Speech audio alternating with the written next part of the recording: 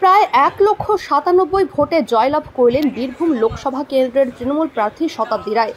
শতাব্দী রায় গত বছর যে ভোটে জয়ী হয়েছিলেন, এবার তার দ্বিগুণেরও বেশি ব্যবধানে জিতলেন তিনি। স্বাভাবিকভাবেই এখন শুধু তার চতুর্থবারের সাংসদ হওয়ার অপেক্ষা। এদিন বিপুল ভোটে জয়লাভের পর গণনা কেন্দ্র থেকে সার্টিফিকেট নিয়ে বেরোনোর পরে মাটি ছুঁয়ে প্রণাম করেন তিনি। বলেন, এ জয় আমার না, আমাদের জয়। অন্যদিকে দ্বিতীয় স্থানে থাকা বিজেপি প্রার্থী দেবতনু ভট্টাচার্য ভোটারদের ধন্যবাদ জানিয়ে বলেন, আমি বীরভূম লোকসভার ভোটারদের এই মতামতকে মাথা পেতে স্বীকার করে নিচ্ছি। সাধারণ মানুষের চিন্তাভাবনা আমরা বুঝতে পারিনি। পরবর্তীকালে সংগঠন কিভাবে আরো মজবুত করা যায় তার জন্য আমরা চেষ্টা করব। বীরভূমের মানুষের কাছে একদম বীরভূমের মাটি স্পর্শ করে বীরভূমকে প্রণাম। বীরভূমের প্রত্যেকটা ভোটারকে, যারা আমাদের সঙ্গে আছেন, যারা নেই, তাদের প্রত্যেককে আমাকে 20 বছর থাকার সুযোগ দেওয়ার জন্য আমি কৃতজ্ঞতা জানাচ্ছি। এবং তার সঙ্গে সমানভাবে আমাদের কর্মীরা, সে বুথ লেভেল থেকে ওপর অব্দি, প্রত্যেকের পরিশ্রম, এটা তাদের পরিশ্রমের ফসল। কাল অব্দি আমি বলছিলাম যে আমাদের ভোট কতটা বাড়ে আমরা দেখবো, তাহলে বুঝতে পারবো পরিশ্রম মানে হলো কি হলো না। যদি এই রেজাল্ট না হতো তাহলে পরিশ্রমের বিকল্প অনেক কিছুই থাকতো, পরিশ্রমের কোনো মানে নেই।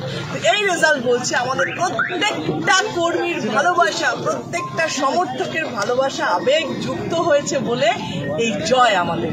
এবং আমরা জয়ী হব জানতাম, আমরা জয়ী হয়েছি জানি, আমরা আগামী দিনও জয়ী হব।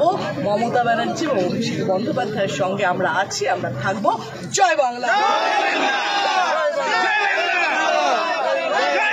নির্বাচন শান্তিপূর্ণ, আমাদের সার্টিফিকেট নেওয়া অবধি শান্তিপূর্ণ, এবং মানুষ ভালোবাসার সঙ্গে ভোট দিয়েছে। মমতা ব্যানার্জি অভিষেক বন্দ্যোপাধ্যায়ের উপরে আস্থা রেখেছে এবং বীরভূমে আবার আমাকে সুযোগ দিয়েছে, আমাদেরকে সুযোগ দিয়েছে।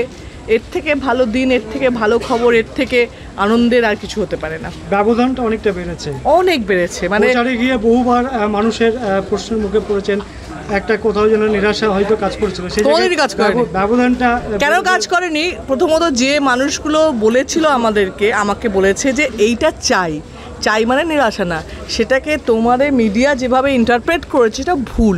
তোমাদের মিডিয়া আমাকে নিরাশা করেছে, মিডিয়া আমাকে ইরিটেট করেছে। মানুষ বীরভূমে কোনোদিন করে, এবং বারবার আমি বলে যাই কিন্তু তোমাদেরকে যে তোমাদের দেখাও সেটা মিথ্যে দেখাও, ভুল দেখাও, ইরিটেট দেখাও, ওটা নয়।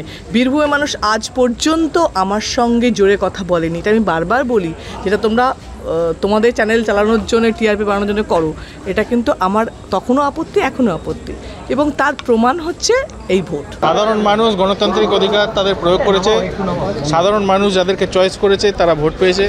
সাধারণ মানুষ তৃণমূলকেই ভেবে নিয়েছে, তাদেরকে ভোট দিয়েছে, রেলে ভোট দিয়েছে, তো তৃণমূল সেজন্যই বিজয়ী হয়েছে।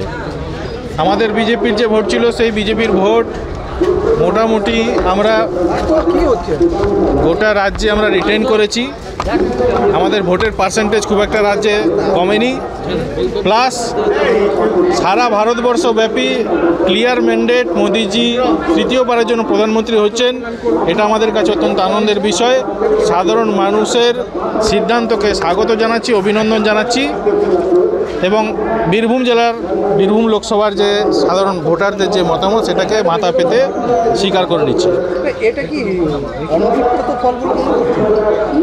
অবশ্যই অনুপ্রেত। আমরা অ্যাসেসমেন্ট করতে পারিনি, সাধারণ মানুষের চিন্তাভাবনা আমরা অ্যাসেসমেন্ট করতে পারিনি।